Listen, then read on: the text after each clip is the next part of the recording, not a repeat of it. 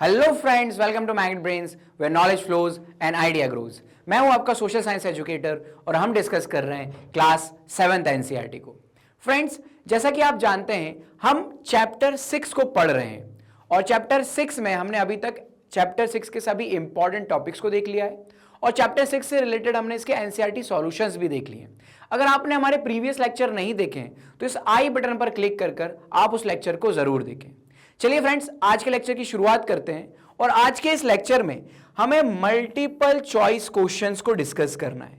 क्या डिस्कस करने वाले हैं हम? मल्टीपल चॉइस क्वेश्चन डिस्कस करने वाले हैं। तो चलिए शुरुआत करते हैं और हमारा आज का पहला क्वेश्चन देख लेते हैं। क्या बोलता है पहला question? What marks the beginning of post Maurya era? इनमें से वो कौन सा इवेंट था जो पोस्ट मौर्य एरा की शुरुआत करता है? ठीक है, तो सबसे पहले देखते हैं option number A, the reign of Ashoka. Option number B, the invasion by the Kushans. C, the assassination of last Maurya ruler. Option D, the construction of Sanchi stupa. तो कब मार्क होता है हम जानते हैं, इसका करेक्ट आंसर होगा answer number option number C, the assassination of last Maurya ruler. ठीक है, आपको मुझे कमेंट बॉक्स में यह बताना है कि लास्ट मौर्य रूलर को मारने वाले जो व्यक्ति थे उनका क्या नाम था। ठीक है, आगे बढ़ते हैं। Question number 2, who founded the सुंग डायनेस्टी? या फिर इसे आप जब इंग्लिश में प्रोनाउंस करते हैं तो सुंगा डायनेस्टी कहने लग जाते हैं, बट एक्चुअल में इसको हम क्या कहते हैं? सुंग डायनेस्टी। वो हु फाउंडेड द सुंग डायनेस्टी, इसमें से कौन वो व्यक्ति है जिन्होंने सुंग डायनेस्टी की शुरुआत की थी? Option number A, Kanishka. B, Kharavela. C, Pushyamitra Shunga. या डी, गौतमी पुत्र सतकर्णी। ठीक है, तो हम जानते हैं इसका करेक्ट आंसर क्या होगा? पुष्पमित्र सुंग।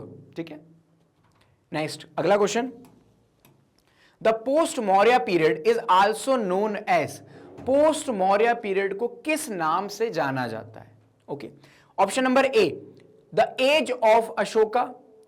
Option B, age of reorganization. Option C, Sangam age. या डी, वैदिक पीरियड। ठीक है, तो देखो इसका करेक्ट आंसर हम जानते हैं, हम क्या कहते हैं? Age of reorganization, option number B, जिसके नाम पर इस चैप्टर का नाम भी लगा गया है। ठीक है, चलिए आगे बढ़ते हैं। अगला, what was the key reason for constant warfare among kingdom? इनमें से वो की रीजन कौन सा था जिसके कारण जो किंगडम हुआ करती थी वो आपस में क्या कर रहे थे? लड़ाइयां लड़ रहे थे। ठीक है, तो देखते हैं option number A, expansion of trade. Option number B, religious difference. C, control over border areas. या डी, लैक ऑफ रूलर्स। ठीक है, तो देखो इसका करेक्ट आंसर क्या होगा? Control over border areas. हर किंगडम क्या चाहती है? वो अपना एरिया को एक्सपांड करना चाहती है। आप खुद सोचिए, क्यों इंडिया और पाकिस्तान के बीच में जम्मू कश्मीर वाले इशू को लेकर लड़ाई होती है? क्योंकि हम अपना लैंड नहीं देना चाहते। ठीक है, क्यों हमारा चाइना के साथ डिस्प्यूट होता है? क्योंकि चाइना क्या करता है, इंडिया के अंदर जो इंडिया का लैंड है उसके ऊपर कब्जा करने की कोशिश करता है। लेकिन क्या हम उसको कब्जा करने देंगे? हम बिल्कुल नहीं करने देंगे। तो लैंड को लेकर, बाउंड्रीज को लेकर क्या होती हैं? किंगडम्स के बीच में लड़ाइयां होती हैं। करेक्ट आंसर इसका होगा ऑप्शन नंबर सी। आगे बढ़ते हैं। अगला question, the Satavahana dynasty was located in which present day region? आज के किस प्रेजेंट डे रीजन में सतवाहना डायनेस्टी लोकेटेड थी? तो इसका ऑप्शन नंबर देख लेते हैं। Option number A, Punjab. Option number B, Rajasthan. C, Andhra Pradesh and Maharashtra. और डी, उत्तर प्रदेश। ठीक है, तो आप जानते हैं इसका करेक्ट आंसर क्या होगा? Andhra Pradesh and Maharashtra, option number C. चलिए, which Satakarni king included his mother's name in his title? इनमें से वो कौन सा सतवाहना किंग हुआ करता था जिसने क्या किया? अपनी मदर का नेम अपने नाम के सामने लगाया। ठीक है, तो देखते हैं option number A, Karikala. B, खारावेला। सी, कनिष्क। या डी, गौतमी पुत्र सतकर्णी। ठीक है, तो इसका करेक्ट आंसर क्या है? डी, गौतमी पुत्र सतकर्णी। आपको मुझे कमेंट बॉक्स में यह बताना है, जो खारावेला थे वो किस डायनेस्टी से बिलोंग करते थे? हमने पढ़ा है इनके बारे में, खारावेला को, ये किस डायनेस्टी से बिलोंग करते थे? आपको कमेंट बॉक्स में मुझे बताना है। आगे बढ़ते हैं। अगला, खारावेला बिलोंग्स टू विच डायनेस्टी? लो, अगले ही क्वेश्चन में उसका जवाब भी आपको देखने को मिल जाएगा, ठीक है। Option number A Shunga dynasty, option number B Chedi dynasty, option number C Kushan dynasty, या option number D Indo Greek dynasty, ठीक है। तो इसका करेक्ट आंसर क्या होगा? Option number B Chedi dynasty, ठीक है। चलो आप एक काम करो, मुझे कमेंट बॉक्स में ये बताओ कि छेदी डायनेस्टी आज के प्रेजेंट डे किस एरिया के ऊपर रूल कर रही थी, कौन कौन से जो स्टेट है आज के टाइम पर वो छेदी डायनेस्टी के अंडर आया करते थे, ठीक है। Question number 8, the Chola king known for building the grand Anicut dam, ठीक है। ग्रैंड कैनिकट डैम जो है वो किस चोला किंग ने बनाया है? Option number A Karikala, B Kanishka, C Ashoka, या ऑप्शन नंबर डी पुलकेशन, ठीक है। तो हम जानते हैं इस डैम को बनाने वाले जो व्यक्ति थे उनका क्या नाम था? करिकाल या फिर करिकाला, ठीक है।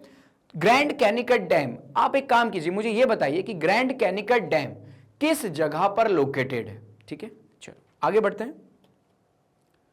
अगला क्वेश्चन, विच dynasty promoted Jainism through rock cut cave? इनमें से वो कौन सी डायनेस्टी थी जिन्होंने रॉक कट केव्स को प्रमोट किया था, ठीक है, जैनिज्म से रिलेटेड, ठीक है। तो देखो option number A Maurya, option number B Kushan, C Chedi, D Chola. इनमें से वो कौन सी डायनेस्टी है जिन्होंने रॉक कट केव्स बनाई है जैनिज्म से रिलेटेड, ठीक है। तो इसका करेक्ट आंसर हमें क्या देखने को मिल जाएगा? छेदी डायनेस्टी, ठीक है। चलिए अगला question, which 3 South Indian kingdoms were known as crowned king?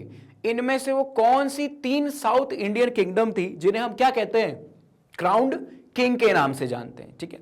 तो देखो option number A Mauryas, Shungas, Satavahanas, B Cheras, Cholas, Pandyas, D Kushans, Shakas, Indo Greek, और डी वकतास, गुप्तास, पालास। इनमें से आपको करेक्ट बताना है जिन 3 किंगडम्स को क्राउन्ड किंग के नाम से जाना जाता है। तो हम देखते हैं, जानते हैं इसका आंसर ऑप्शन नंबर बी चेरा, चोलास और पांड्यास जो साउथ इंडिया वाले रीजन में रूल कर रही थी, इन 3 किंगडम्स को हम क्या कहते हैं? क्राउन्ड किंग के नाम से जानते हैं, ठीक है, याद रखिएगा। आगे बढ़ते हैं, which river system supported agriculture in Satavahana empire? इनमें से कौन सी रिवर हुआ करती थी जो क्या करती है? एग्रीकल्चर को सपोर्ट करती है इन सतवाहना एम्पायर, ठीक है। तो option number A Yamuna, option number B Krishna Godavari, C Ganga, या डी नर्मदा। इसका करेक्ट आंसर है ऑप्शन नंबर बी कृष्णा और गोदावरी। आगे बढ़ते हैं, नेक्स्ट अगला question, the Indo Greek coins sometimes shown in which Indian deity? Indo Greek coins जो हुआ करते थे उन कॉइन्स के ऊपर किस हिंदुस्तानी भगवान की आकृति उकारी गई थी, ठीक है। तो आपको देख लेते हैं हम। Option number A Shiva Parvati, B Vishnu Lakshmi, C Vasudeva Krishna and Lakshmi, और डी इंद्र एंड सूर्या, ठीक है। इसका करेक्ट आंसर होगा वासुदेव कृष्ण एंड लक्ष्मी, ठीक है। अब आप ऐसा मत समझना सर कि यहां पे आपने विष्णु और लक्ष्मी लिख दिया, देखो कृष्ण और विष्णु में अंतर है, ठीक है, अलग अलग हैं दोनों। तो करेक्ट आंसर क्या है? वासुदेव कृष्ण और लक्ष्मी जी की जो आकृति थी, इमेज थी, वो हमें इंडो ग्रीक्स के कॉइन्स में देखने को मिलती है।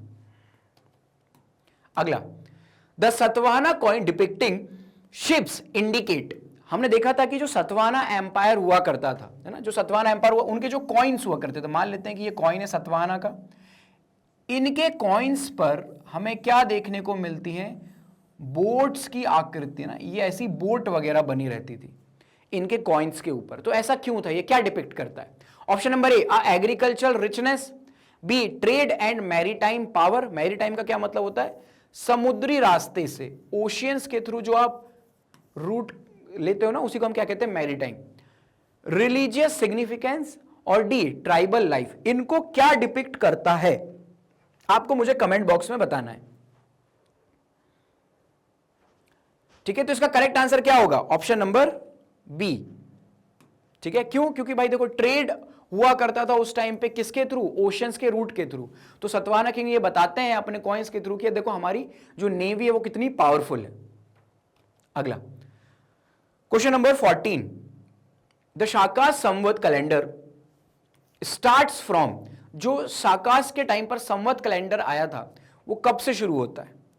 ठीक है, तो इसका करेक्ट आंसर क्या होगा? Option number B 878 CE। ठीक है, ये याद रखिएगा, BC CE में कंफ्यूज मत होइएगा। ठीक है, मैं आपको एक बार और क्लियर कर देता हूं अगर आपको किसी प्रकार का डाउट है इन ईयर्स से रिलेटेड। देखो ये है 0, ठीक है, 0 के साथ शुरुआत होती है और 0 से जैसे जैसे आप आगे बढ़ते जाओगे वो क्या रहेगा? AD रहेगा।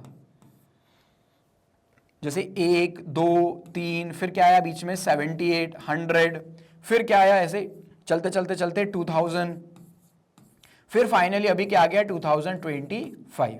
तो ये कहां है? 0 से इसकी शुरुआत होती है और आगे तक बढ़ता रहता है। इसे हम क्या लिखते हैं? AD आपको देखने को मिलेगा या CE देखने को मिलेगा। ठीक है, किसी भी ईयर के बाद। और जब हम 0 से पीछे जाते हैं, मतलब कि लगभग 2000 सालों से पीछे जाते हैं, तब हम उसको क्या लिखते हैं? BCE लिखते हैं। ठीक है, तो ये उल्टा चलता है, यहाँ पे 1 2 3 4 ऐसा ये उल्टा चलेगा। बात समझ में आई? ठीक है, तो इस चीज को याद रखिएगा, कंफ्यूज मत होइएगा। जो विक्रम संवत या फिर हम क्या कहते हैं सम्राट कैलेंडर जो है साका संवत, ये कब से शुरू होता है? 78 CE से शुरू होता है। आगे बढ़ते हैं, अगला क्वेश्चन देखते हैं। Which Indo Greek structure symbolizes cultural fusion? वो कौन सा इंडो ग्रीक स्ट्रक्चर है जो कल्चरल फ्यूजन को क्या करता है? सिंबलाइज करता है। देखते हैं।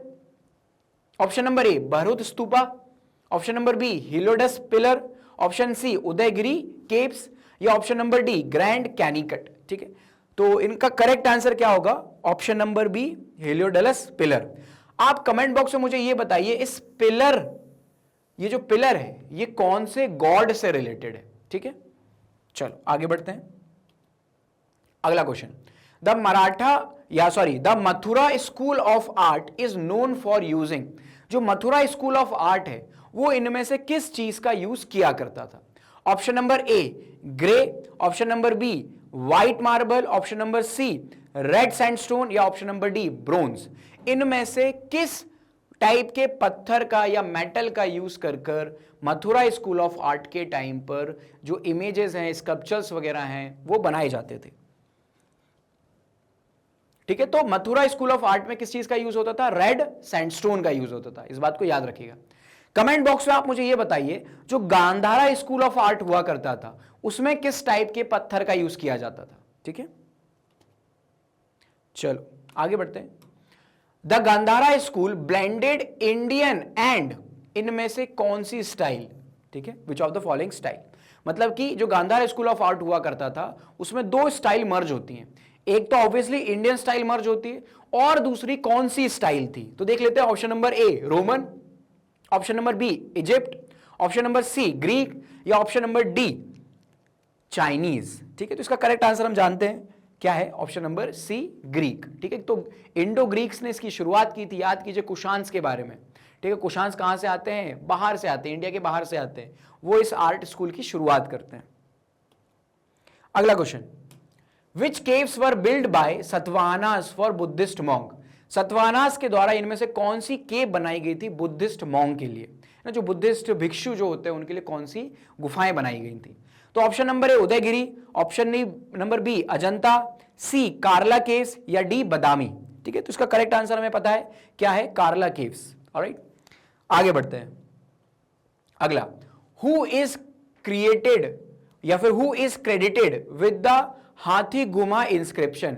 इनमें से वो कौन व्यक्ति था जो हाथी गुमा इंस्क्रिप्शन के लिए जाना जाता है? ठीक है, तो option A Kanishka, B Ashoka, C Kharavela, और डी करिकाल। ठीक है, तो इसका करेक्ट आंसर क्या होगा? इसका करेक्ट आंसर होगा खारावेला। अगला question, what does the sculptures of yaksha made by a goldsmith tells us? इसमें से जो यक्ष के द्वारा स्कल्पचर्स बनाए गए हैं वो हमें उस गोल्डस्मिथ के बारे में क्या बताते हैं? देखते हैं। A only king created art, सिर्फ किंग ही आर्ट क्रिएट किया करते थे। B art was restricted to temple, जो आर्ट हुआ करता था वो सिर्फ और सिर्फ टेम्पल से ही रिस्ट्रिक्टेड था। See people had multiple professions, जो लोग हुआ करते थे उनके मल्टीपल प्रोफेशंस थे। या D gold was more valued than stone, जो गोल्ड हुआ करता था वो स्टोन से ज्यादा वैल्यूड था। ठीक है, तो देखो इसका करेक्ट आंसर क्या होगा? लोगों के मल्टीपल प्रोफेशन हुआ करते थे। ठीक है, बात समझ में आई? आगे बढ़ते हैं। Sangam literature was mainly written in which language? Sangam literature को किस भाषा में लिखा गया था? ठीक है, तो देखिए इसका करेक्ट आंसर क्या होगा, देख लेते हैं। Option number A Sanskrit, B Tamil, C Prakrit और डी पाली। तो करेक्ट आंसर इसका B Tamil.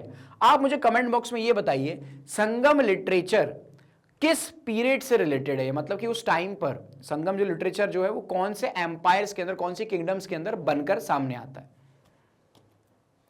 The word Sangam means, Sangam शब्द का क्या मतलब होता है? Option A peace, option B reorganization, C gathering और असेंबलीज, डी वार काउंसिल। ठीक है, तो इसका करेक्ट आंसर क्या होगा? सी गैदरिंग और assembly. Question number 23, which epic tells the story of Kannagi? इनमें से कौन सी वो इपिक है जो कनागी की स्टोरी बताते हैं? याद करो हमने अपने लेक्चर्स में पढ़ा था कनागी की कहानी के बारे में। ठीक है, इसके क्या रहता है, एक एंकलेट रहता है, इसके हस्बैंड को क्या किया जाता है, फोर्सफुली मर्डर के, फोर्सफुली रॉबरी के चार्ज पर उसको एग्जीक्यूट कर दिया जाता है, फांसी लगा दी जाती है। ठीक है, तो देखते हैं option number A Ramayana, B Silappatikaram, C Mahabharata, D जकाता टेल्स। ठीक है, तो इसका करेक्ट आंसर होगा ऑप्शन नंबर बी। आगे बढ़ते हैं। Which dynasty builds the Udayagiri Khandagiri caves? इनमें से किस डायनेस्टी ने उदयगिरी खांदगिरी केव्स को बनाया था? ए सुंगास, बी छेदीज, सी इंडो ग्रीक्स, डी पांड्यास। ठीक है, तो इसका करेक्ट आंसर हमें क्या देखने को मिलता है? बी छेदीज। आगे बढ़ते हैं। विच किंग वॉज कोल्ड देवपुत्र और सन ऑफ गॉड? इनमें से किस किंग को देवपुत्र के नाम से जाना जाता था? Option number A Kanishka, B Kharavela, C Karikala, D Ashoka. ठीक है, तो इसका करेक्ट आंसर हम जानते हैं क्या होगा? Option number A Kanishka. आप कमेंट बॉक्स में मुझे यह बताइए कि कनिष्क किस डायनेस्टी से थे? ठीक है, करिकाल किस डायनेस्टी से थे, कौन सी किंगडम हुआ करती थी, और खारावेला किस डायनेस्टी से थे? इन तीनों की आप मुझे डायनेस्टीज बताइए। अशोका के बारे में तो आप ऑलरेडी जानते ही हैं। ऑलराइट फ्रेंड्स, तो ये था हमारा आज का लेक्चर जहां पर हमने क्या डिस्कस किया, इस चैप्टर से रिलेटेड सारे इंपॉर्टेंट एमसीक्यूज को डिस्कस किया। अगर आप हमारे और भी लेक्चर्स को देखना चाहते हैं तो आप हमारा यूट्यूब चैनल, एप्लीकेशन और वेबसाइट को विजिट कर सकते हैं। वहां पर आपको ये सभी कोर्सेज बहुत हाई क्वालिटी एजुकेशन के साथ फ्री ऑफ कॉस्ट देखने को मिल जाएंगे। अगर आप इनसे रिलेटेड ई नोट्स या ई बुक्स को देखना चाहते हैं तो इस वीडियो का डिस्क्रिप्शन बॉक्स को चेक कर सकते हैं, वहां पर आपको इसकी लिंक मिल जाएगी। Thank you so much for the discussion. Have a good day.